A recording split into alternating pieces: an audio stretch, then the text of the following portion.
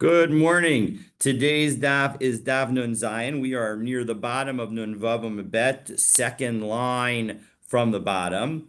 And we are talking about the Bechor, Meiser, and Pesach offerings that we discussed in the final Mishnah of the fifth parak of Zevachim. Again, this parak has zero machlokot in the Mishnah itself, but as we've seen a number of disagreements in connection with the details that are referenced in the Mishnayot.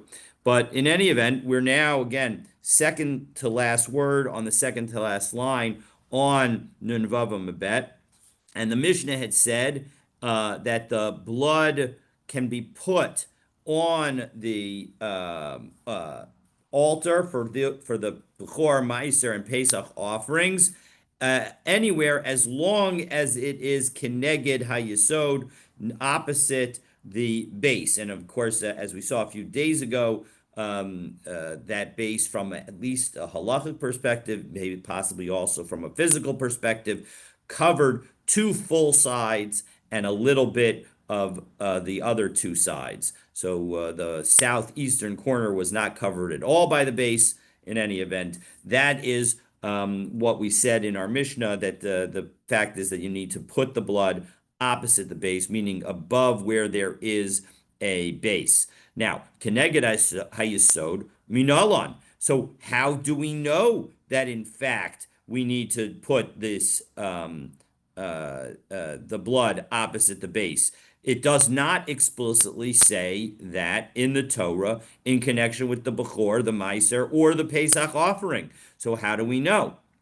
Asyas Rika Ola. So we learn it. We have a Gzeira Shava from the concept of from the halacha of Ola, and so that's how we know, because we know that the Ola is has to have its blood thrown opposite the Yesod. So the Ola, and now as we turn to Nun Zayin Amud Aleph, the Gemara asks the follow-up question: for Ola Gufa Minalan. So okay, you tell me that the Ola has to be done, has to have the blood applied opposite the base, meaning above the base, so of the altar, and that because of the Ola, because we're learning it from the Ola, it would also apply to the Bechor, Meiser, and Pesach offerings. Diksiv El Yesod. So how do we know about the Ola itself? Well, that's because Diksiv El Yesod Nizbach Ola. It specifically says,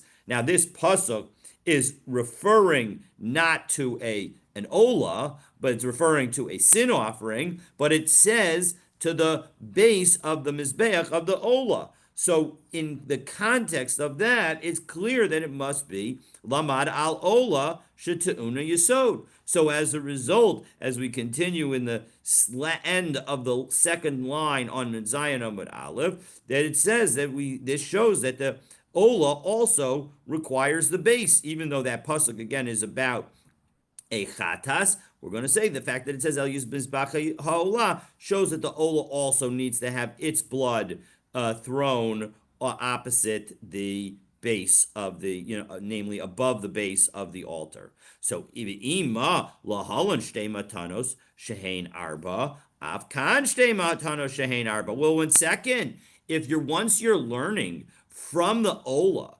to the Karban Pesach, the Bechor, and the Meiser offerings, shouldn't they also require two applications that are four? And remember, we had a debate as whether that's literally two applications because you throw it on the corner, or whether it's actually four applications, but it's in two locations, and so it's called two applications. In any event, the bottom line is why don't we need what's required by an Ola to also be required by a Bechor, Meiser, and Pesach? So Amar Abaye, Lama li lemichtav saviv ba'ola and saviv b'chatas. Why did the Torah explicitly say that it needs to go all around in connection? The blood needs to be all around when it was referring to the Ola, and the blood needs to be all around when it was referring to the chatas. Havu shnei kesuvim abayin ke'echad. Those two psukim come together to teach the same law. Namely, we're not going to learn from Ola to everywhere else, but rather Ola and Chatas each have this limitation or this additional requirement, namely that the blood application is done all over, meaning on all four sides. So too, so as a result, because we have two things coming to teach the same thing, you don't generalize it. And therefore, we don't learn about it from there to other things in order to say that we don't to say that we would therefore also need to do two applications that are for the korbaneh, for the various korbanot that we just referenced in our Mishnah, which were the Bechor, the Meiser, and the Pesach. So Hani Kalamanda Amar Ein Malamda. Well, okay, that works according to the opinion that says that when you have two passages that teach the same law, you don't generalize it further. But Ela Lamanda Amar Milamdin Ma'ikalamemar. But according to the one who says that when you have two passages you can learn, what do they say? You need to have three passages in order to avoid learning from specific laws more generally. Well, Hava Asham Shlosha. Yeah, you know what? There is a third one. The Asham is also a double application that is four. And so as a result, that also has the same requirement, Ushlosha Vadai Ein Malamdin. And everybody agrees that when you have three passages that teach the same law, you're not going to generalize them more broadly. Okay. So, HaBachor Ne'echal LeKohanim. Our Mishnah noted that the Bachor, the firstborn animal, is specifically eaten by the Kohanim. So we have a source for that that is cited in a brisa. Tanu Rabbanan, Menayan lebechor sheneachal l'shnei yamim v'layla. Well, in particular, I mean, it's explicit in the Torah that the bechor goes to the Kohanim. But how do I know that they get to be eaten for 2 days and 1 night? Shene'amar uvsaram yiyeh lach kachazei tenufa ukashok hayamin. That the meat of the this verse in Bamidbar Perek Yudchet Pasuk Yudchet, which is talking about the Bechor, is saying that the meat's going to be for you like the breast of the waving and the right thigh, which from other korbanot, and in particular the Shlomim korban, also go to the Kohen. So hikishu akasav l'chazeh uvishok shel shlamim. So our this pasuk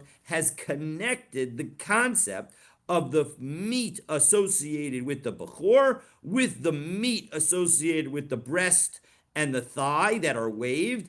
And just as the breast and the thigh that are waved from a shlamim are eaten for 2 days and 1 night, ma shlamim shnechal l'shnei yamim v'layla echad, bechor nechal l'shnei yamim v'layla echad. And so too, we would have the bechor is eaten for 2 days and 1 night. So the Brisa continues. This question was asked in front of the rabbis when they were learning in Kerem B'Yavda. Bechor l'kama nechal. Again, the question exactly as we had it: how many days does the bechor get eaten?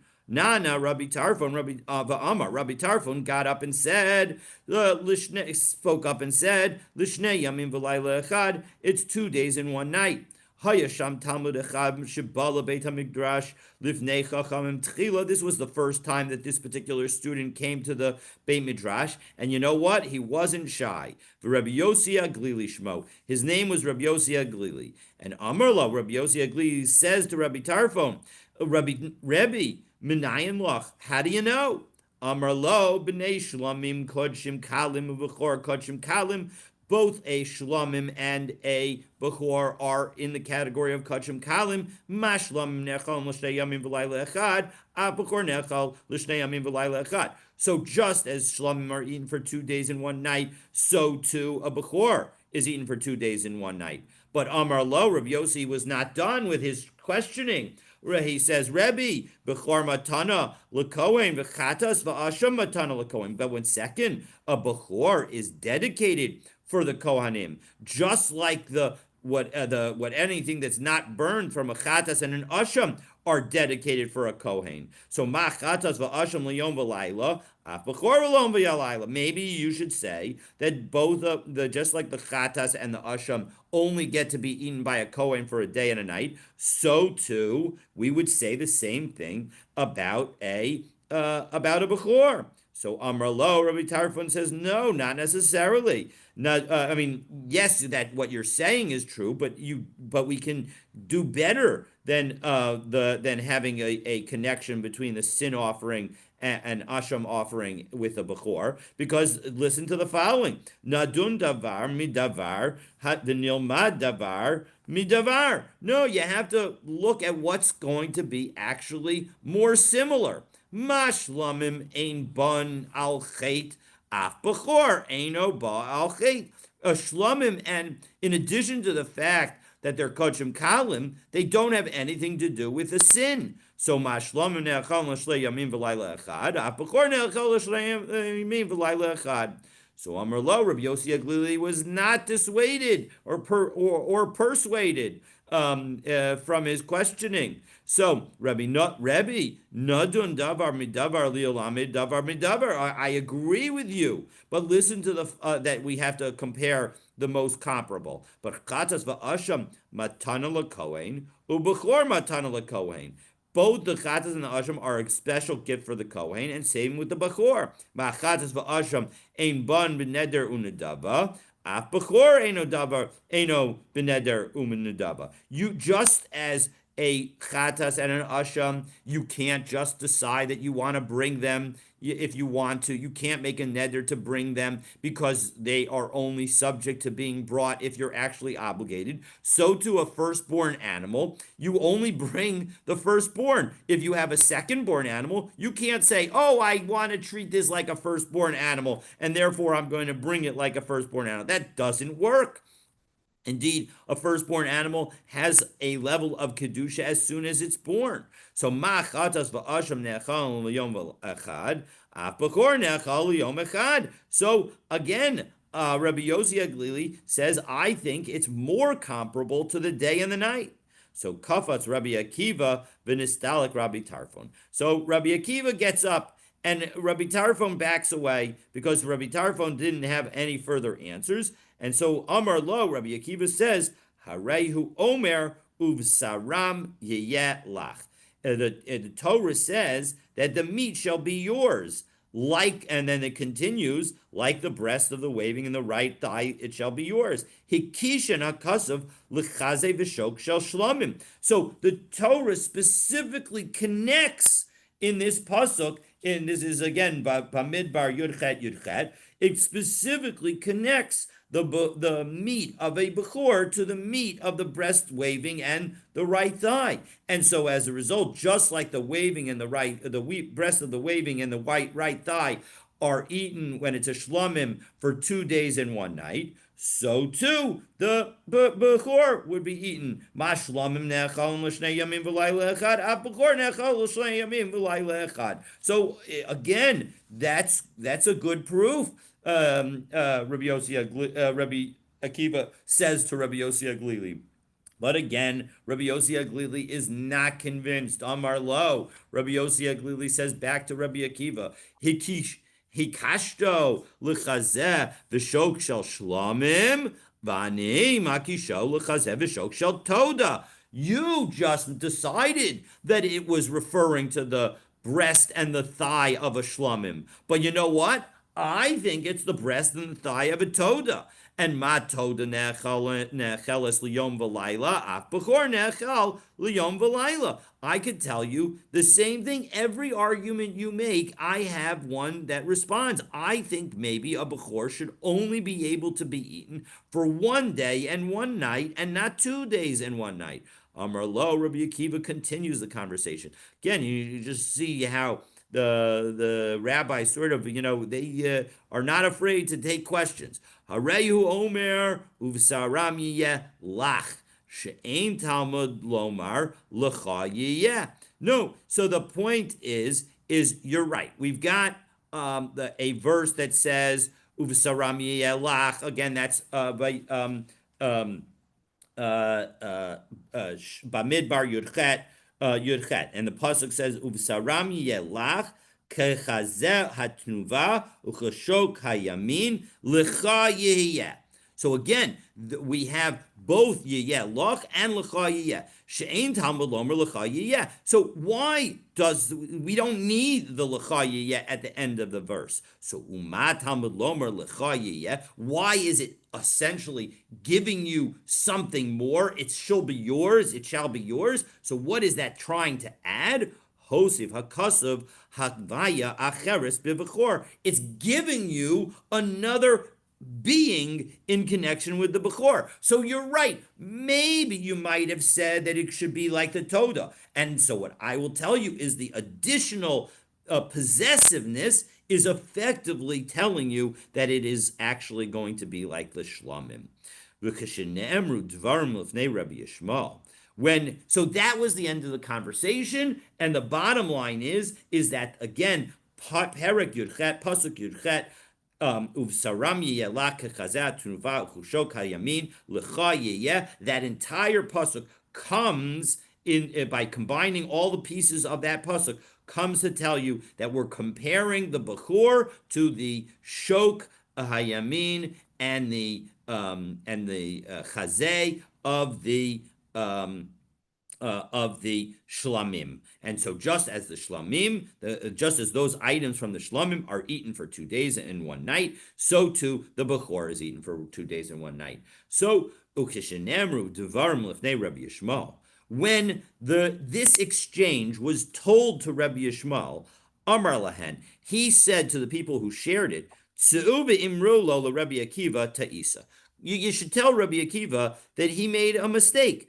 What was the mistake? So Rashi helps us. So take a look at there's a long Divrei Amaskil that's right opposite the first of the Y lines in the Gemara. So Ukishenamru Dvarim Lifnei Rabbi Yishmael, Amar Lahem, Tzu'uva Amru Rabbi Akiva, Ta'isa, Toda Mehechan Lamda, Mishlamim, V'davar Alamei Behekesh, so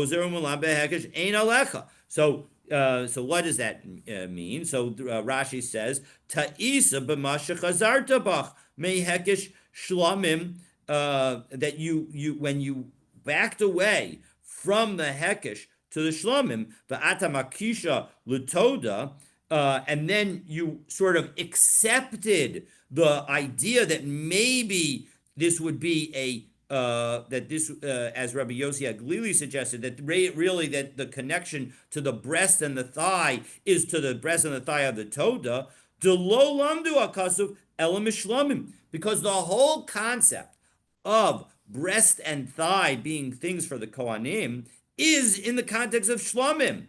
Toda, because if you, again, we're in the Rashi now, a few lines down from where the Rashi began, right opposite the widest line, the start of the widest lines in the Gemara. Toda, because if you were to say that the Shok and the Chazeh that we're referring to in Perek Yudchet, Pasuk Yudchet Bamidbar, is from the Toda, Chazeh v'Shok lo ksivba. There is no explicit writing of the breast and thigh in connection with the Toda. The whole reason that you know that there's a breast and thigh in connection with the Toda is because you learned it from the Shlamim. You learned from the Shlamim to the Toda. So Nafgalan. But Nafgalan Chazev V'Shok. The Torah's Kohanim, Titanya Lefisha Yatza Toda Lidon B'Davar Chadash Sheteuna Lechem, that we learn out from the fact that just like the Toda requires Lechem, Yochel, I would think, Ein Lecha Ba Ele Chedusha, and so as a result, it's going to come and tell us that you have to, that Talmud Lomar, Torah's Zevach HaShlamim, im al Toda, that I might have thought that specifically the requirements of the Torah are unique and that you don't derive them from anything else. But the Torah specifically says, Torah's Zevach HaShlamim im ala Toda. So it specifically, this is Vayikra Perek Zayin Psukim Yud Aleph and Yud Bet. It's a juxtaposition of these two psukim. So we have a hekesh that connects Toda and Shlamim. And so even though the Toda has certain unique laws, like the fact that you bring bread, we are going to learn other laws from the Shlamim. Ma Shlamim to unim smicha unisachem utenufas chaza v'shok af Toda. That just as the Shlamim requires resting on the animal and the libations and the waving of the breast and the thigh and those going to the Kohanim, so does the Toda. So if you want, so now let's go back into the Gemara. So which way you're learning that? You're learning Toda from Shlamim or Shlamim from Toda? Toda from Shlamim. Toda from Shlamim. Because when you read earlier, Lelochativ ba ela mimide itkash Toda l'shlamim nafkalan, the way you translated was, I was paying attention, was that we were learning the shlamim from the Toda.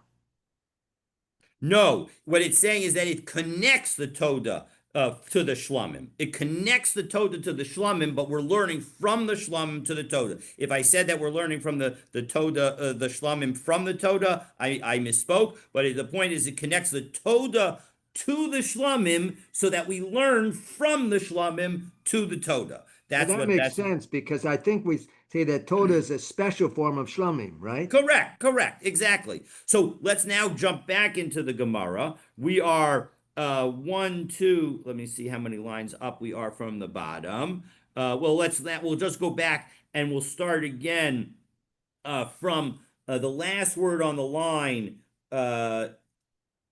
11, I think it's 11 lines up. I'm just double checking my counting. Yes, 11 lines up. Last word on 9. Ukishenemru dvarim lifnei Rabbi Yishmael. So now that we have this background of the fact that the law associated with the chazeh and shok of Todah is only learned from a hekesh to shlamim, so now we can understand what Rabbi Yishmael is about to say. So, when the things were said in front of Rabbi Yishmael, Amr and he said, Amru Lola Rabbi Akiva Teisa. You should tell Rabbi Akiva he made a mistake. Because Toda Mehechem Lameda. How do you know that the Toda has a breast and thigh that go to the Kohen? Mishlamim. You learn it from a Hekesh to Shlam, that was made to Shlamim. Meaning you learn it from Shlamim. But now, what are you trying to do? You, Rabbi Yossi HaGlili, are trying to learn from the Toda to the Bechor. But that's learned through a Hekesh of the connection of the fact that the pasuk Perek Yudchet in Bamidbar references both the Shok and both the Chazay and the Shok, and it references the Bechor. And so as a result, that's a Hekesh. And so you're using one Hekesh to learn from Shlamim to Toda, and then another to learn from Toda to Bechor. But what did we learn a few days ago? We learned a few days ago that what can you not do in Kodshim? You can't do Hekesh to Hekesh. That doesn't work. That's the general rule, that we don't have Hekesh to Hekesh. So, the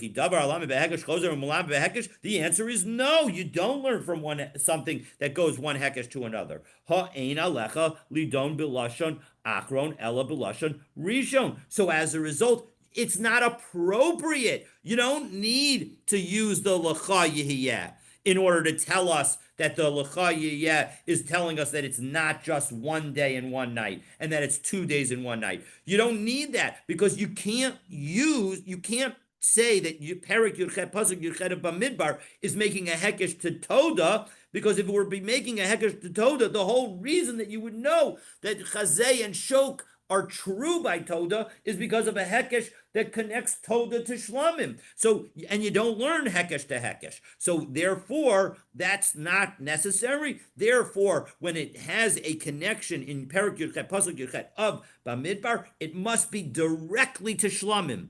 and not to the Toda. And therefore, we don't need the words l'cha yiyeh to tell us that it's an extra day that you can eat the bechor. The Rebbe Yishmael, hi l'cha yiyeh my avidle. All right, well now, according to Rebbe Yishmael, right, Rebbe Akiva needed it in order to teach that the bechor is eaten for 2 days and one night. For the second day. But what does Rabbi Yishmael do with those extra words? So limit al bechor bal mum shehu matan l'kohen. He says l'cha yiyeh is telling us that even if the animal that's a bechor has a mum, it still goes to the Kohen. He just doesn't bring it as an offering, but it still goes to the Kohen. It's still being a gift for him. So can he eat it? What? Can he eat it? Yes, oh, absolutely. Of course, he eats it as a regular animal, not as a kodesh animal. Shalom atzinu b'chol Torah. In fact, that was the whole thing that we have this concern that maybe Kohanim might want to put in a mum on a bechor because as a result they don't have to go through the trouble of bringing it as a sacrifice. In any event, the bottom line is yes, it goes to the Kohen, and the Kohen gets to eat it as chulin, as essentially a non-holy animal. Shalom atzin v'kol Torah, because we don't find that concept taught anywhere in the Torah. All right, but in that case, Rebbe Akiva, where does he learn it from? Yalef le mi bisaram. He learns it from the fact that they use the plural of their meat. Chad tam v'chad balmum. Doesn't make a difference whether it's meat of a blemished animal or an unblemished animal. It goes to the Kohen. Rabbi Yishmael, what does he do with mibsaram? Tahanok b'choros kamar. Nah, that just is the fact that it's talking about 3 different species of bechor. So as a result, the fact that you bring a bechor from an ox, a goat, or a sheep, so that's why it has it in plural. But it's not actually teaching us anything specific. Okay. So, but my kamiflki, in the end of the day, what do Rabbi Yishmael and Rabbi Akiva argue about? Mar sabar heimenu v'davar acher heavy hakish. That according to Rabbi Yishmael, he says, you know what? You can't remember. He says that you can't learn from Bechor, you can't learn from Toda to Bechor, because that would be really learning 2 Hekeshim, because it's 1 Hekesh from Shlamim to Toda, and then the second from Toda to Bechor. But one of those Hekeshim is a Hekesh v'davar acher have a Hekesh. So it's a not full Hekesh. But he treats it as if it was a full Hekesh. Umar Savar lo heavy Hekesh. And according to Rabbi Akiva, that isn't considered a Hekesh, and that's why he accepted the challenge of Rabbi Yossi Glili, and that's why he needed to use the L'cha Yiyeh in order to tell us about the second day. So Bishlaman de Amar lo heavy Hekesh, according to Rabbi Akiva, who says that it's not a Hekesh, that works because we have other situations where we have similar things that are going on. Now let's just let's give an example, and you'll see exactly what I'm talking about. Hainu diksiv v'chein yaseh la'ohel moed. That here, this is a pasuk. This is Vayikra Perek Tezayin pasuk Tezayin, and the pasuk is talking about, and this area is talking about the inner chatas offerings that are brought on Yom Kippur, namely the bull and the he-goat. And the pasuk is talking about that their blood is sprinkled in the holy in front of the curtain. So basically, again, between the Mizbeach HaZahav and the curtain that takes you to the Kodesh HaKodashim, that is where some of the sprinkling is going to happen. Again, there's going to be, what do we say, 42 or 43 different applications of blood or sprinklings in connection with these bull and he-goat. We've got 8 inside the Kodesh HaKodashim. We've got 16 inside the Kodesh HaKodashim, 16 outside the Kodesh HaKodashim towards the Heichal. That's 32. We have 7 on the Mizbeach and the 4 corners. That got you to 43. So the point is, wasn't there an opinion that said up to 48? Yeah, the question was whether um, uh, I think the question is the application on the four corners from a combined blood or separate blood? But yes, there was a different opinion that had additional things, and it has to do with whether or not when exactly is the blood combined. Okay, but in any event, the bottom line is that some of the sprinkling for both the bull and the he goat are in the Kodesh towards the Parochas. So, and what, but this is, so what do we learn from this pasuk? Kashem shemaza lifnei v'lifnim, achas lamala, v'sheva lamata, midam apar. Just as one sprinkles one up and seven down for the bull in the Kodesh HaKodashim, kach mazeh beheichal. You do that same sprinkling in the heichal towards the Parochas. Uchashem shelifnei v'lifnim, achas lamal v'sheva lamata midam haseir. And just as you do it from the blood of the he-goat, kach mazeh beheichal. Same thing. You do that same thing from the he-goat in the heichal. Again, now, what's important here is that neither the number of upward sprinklings performed in the Kodesh HaKodashim with the par, nor the number of downward sprinklings performed with the seir, with the he-goat, are explicitly mentioned in these two verses, in these verses. And so what we're going to be doing is we're going to be learning effectively from the two of them together. And that's what it means by Heimenu v'davar acher, that when you have a hekesh that is actually coming in two directions, that it's coming from two different sources, do we treat that as a full hekesh to create a problem if we do another hekesh? And again, according to Rabbi Akiva, it is not. And according to Rabbi Yishmael, it is. And that's why Rabbi Yishmael said that Rabbi Akiva was mistaken, that he didn't need to accept the challenge from Rabbi Yossi Aglili. So the point is that that's exactly what we're doing here. So the question is, how does Rabbi Yishmael understand what has happened in connection with the number of sprinklings of the bull and the he-goat? How come we're effectively learning from two different directions and we're treating it as which would all ordinarily look like a hekesh that is partially learned from another hekesh? So the point is, how can we do that? So Elalamanda Amar Havi Hekesh my Ika. According to Rabbi Yishmael, how does he understand that we learn this? No, Mikomos hu degamri ma'adadi. This is not actually a partial hekesh for the bull and a partial hekesh from the goat. Rather, it's one full hekesh of the location. And therefore, it's not a hekesh teaching something from a hekesh, but rather one hekesh, period. And so as a result, there isn't a second hekesh. V'i bayasema, as we turn to Zion and Mabet, we can have an alternative answer. Chutz mipnim bechad zimna gamer. No, we're learning the outside, namely in the Kodesh, from the inside, from the Kodesh HaKodashim. And so it's just another way of saying that we're learning one hekesh, not two.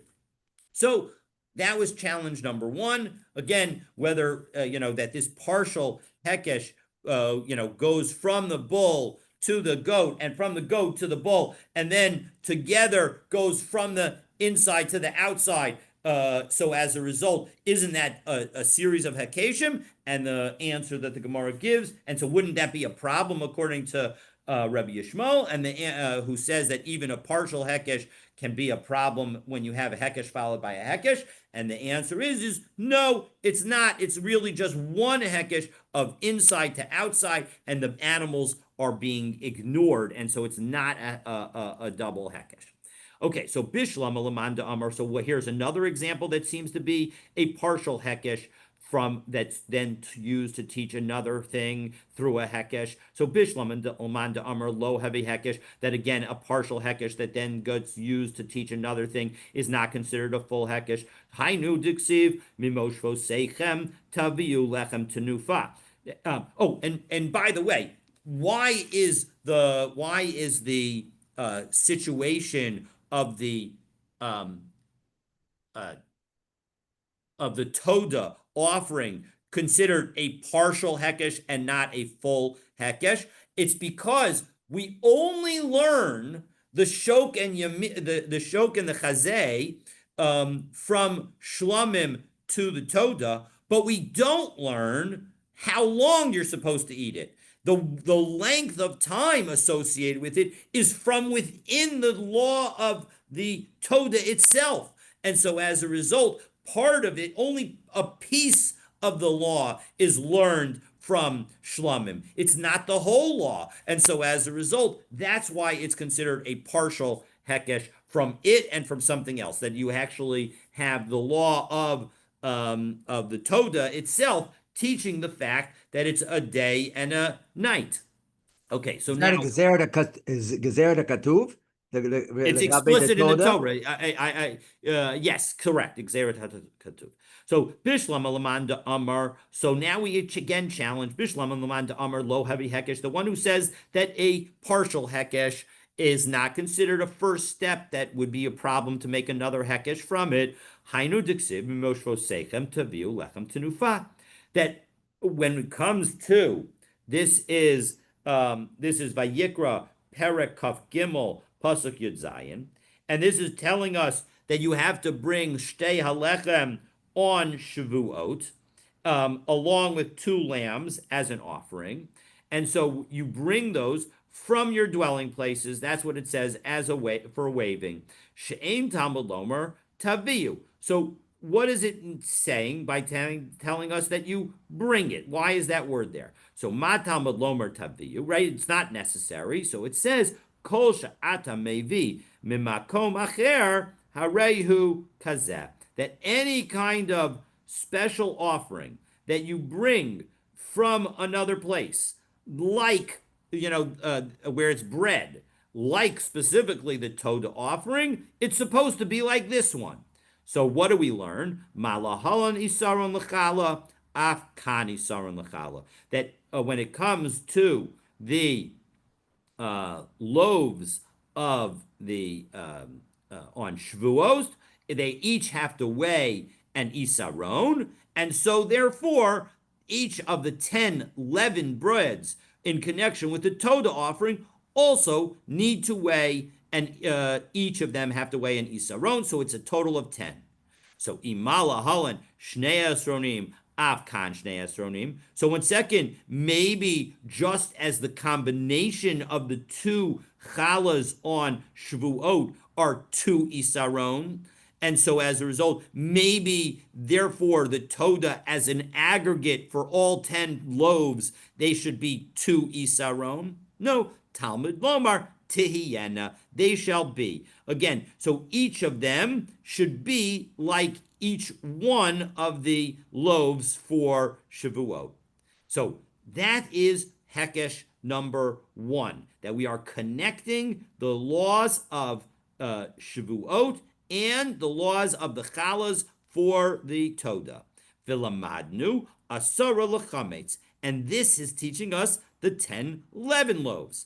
Asara Lamatzah Minayin. How do I know that all of the 30 matzah oven, meaning unleavened breads, are also supposed to weigh 10 isaron? Talmud Lomar Al Chalos Lechem Chametz. That when it references the fact that you're supposed to bring the unleavened breads, it says you bring them with the leavened breads. Neged chametz have matzah. That on some level, that comparison of al chalos lechem chametz is telling you that they need to be equal. Just as the 10 leavened breads are 10 total isaron, so too the 30 matzah loaves are also need to be 10 isaron in aggregate.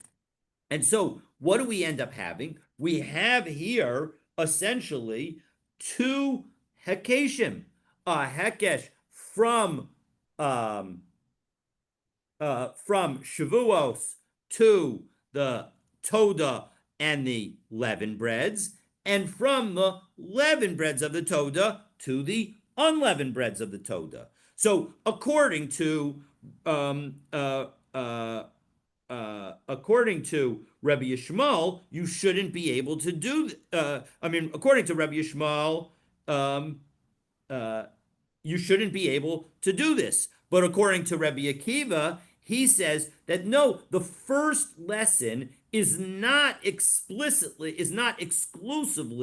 only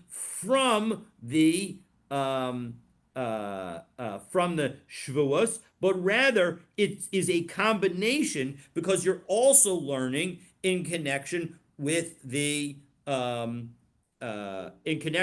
Toda offering that there are certain rules that are coming from within the Toda offering, namely the fact that it's going to be an isaron for each of the loaves individually, and so as a result, we have the same question on Rabbi Yishmael. How can you use this lesson, which seems to be a hekesh followed by a hekesh? So El Lamanda Amar heavy hekesh, according to the opinion that says a partially learned hekesh isn't considered a full hekesh.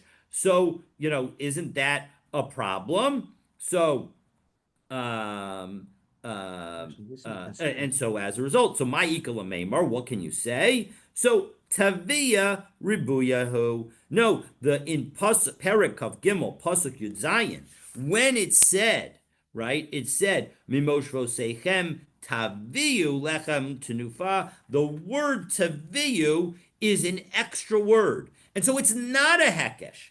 It's a full-fledged lesson that is almost like an I guess imeno inyan. It's saying that it's an explicit pasuk. The taviu is teaching us that in fact it needs to be the 10 isaron, and therefore it is not actually learning from one hekesh to another hekesh, but rather learning from an explicit pasuk to a hekesh, and that we are allowed to do. Now we Okay. have the Shavuot that bring shtei alechem, right? So That's on Shavuos. Yes, we bring so Shtei how Alechem. I got lost a little bit. How are we connecting that now? So On the Toda, there are arba'im correct, lechmaniot, right? correct. So here's the process. From the pasuk Mimosh Vosechem Taviyu, we say that just as we have the two loaves on Shavuos and they're each an isaron, when we bring loaves in other cases, they should also each be an isaron. When we bring chametz loaves in another case, they should each be an isaron. When is the other case that we have that? In connection with the Toda. And so therefore each of the 10 chametz loaves of the Toda each need to be a full isaron for a total of 10 isaron.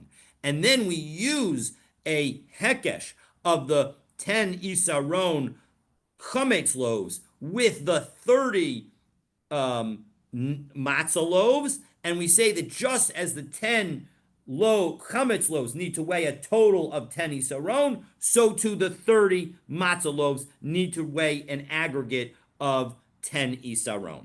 That is the two-step process. And according to Rebbe Akiva, it's effectively a partial hekesh followed by a full hekesh. Or at least that's the simple way of understanding it. And according to Rebbe Yishmael, he says, no, it's not that first step, even though it looked like a hekesh, it's not a hekesh. The word taviu was unnecessary, and so as a result, the first word of Moshe Seichem connects the two and says that it's going to connect the Shavuos and Toda. And the second word of taviu is telling you that each loaf needs to be the same. And it's not a hekesh. It's not just a connection of the two, a sort of a juxtaposition, but rather it is a full-fledged lesson of explicit teaching in the Torah. And therefore, it is a fully fine and legitimate step to then take the next step and say, well, there's a hekesh between the leavened breads and the unleavened breads. So therefore, just as the leavened breads need to weigh 10 isaron, the unleavened breads need to weigh 10 isaron. One question on the math here. We said with the uh the kalot, the chametz, that each one weighs an isaron, so it's a total of 10. So Correct. now we're applying 10 to the 30. So the third, so each isaron, each lechem of matzah is not an isaron. It's a one Correct. third of an isaron, That's basically. exactly correct. That's exactly correct. Your So we're math is not. It's perfect. the normal, but I was thinking that that if a loaf is isaron from the shavuot, and we apply that to the No. to the 10 lachmiot, that's an isaron. Then each one of the 30 should also be an isaron. And the answer is that that is definitely not true. We have seen actually the fact that the challahs, this I think was the first time we learned explicitly the lesson. I don't remember learning the lesson before, but we definitely saw that the 30 loaves of matzah are equal in weight in aggregate to the 10 loaves of challah. Uh-huh. Yeah, that's absolutely true. All right, so that brings us to the last line of the Pesach of the Mishnah, which said a Pesach enu neachal, that a Pesach is only eaten until midnight. So Montana, who is the author of this Mishnah?